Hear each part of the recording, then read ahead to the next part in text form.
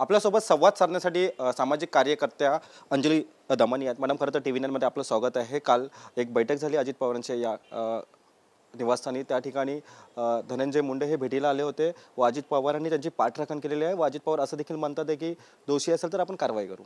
नाही, कसं आहे की मला असं वाटलं होतं की अजित पवार कदाचित थोडे बदलले असतील। म्हणजे सिंचन घोटाळा झाला एवढा मोठा प्रचंड, आणि त्यानंतर आता पुन्हा एकदा जेव्हा DCM झाले ते थोडे तरी बदलले असतील, पण तसं झालेलं दिसत नाहीये। आता जी त्यांनी भूमिका घेतली आहे की जोपर्यंत पुरावे सिद्ध होत नाहीत तोपर्यंत आम्ही कारवाई करणार नाही। आता सिद्ध कसे होणार?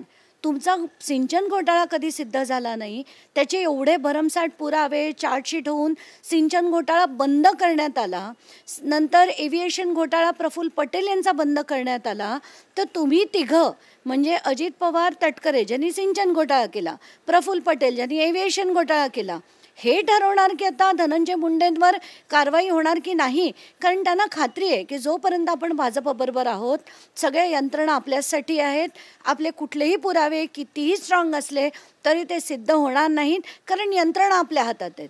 तोपर्यंत काहीच करायचं नाही असा त्यांनी जर निर्णय घेतला असेल तर त्यांना आता तडाखा जो आहे तो कोर्टाकडनं मिळायला पाहिजे असंच मला स्पष्टपणे दिसतंय।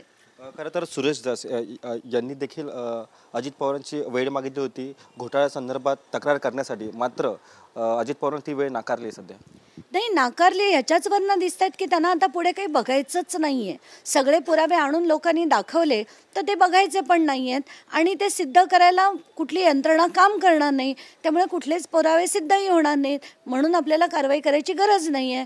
तर असे जर त्यांचा जो आताचा स्टँड आहे तर त्यांना तडाखा, आता मोठा तडाखा हा कोर्टाकडनं आल्याशिवाय हे बदलणार नाहीत असं दिसतंय।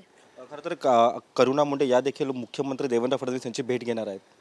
नाही, त्यांच्याबद्दल तो त्यांचा वैयक्तिक विषय, मला त्याच्यात काही बोलायचं नाही आहे। धन्यवाद। कॅमेरा पर्सन संदेशसह मी रवी खरात, TV9 मराठी, मुंबई।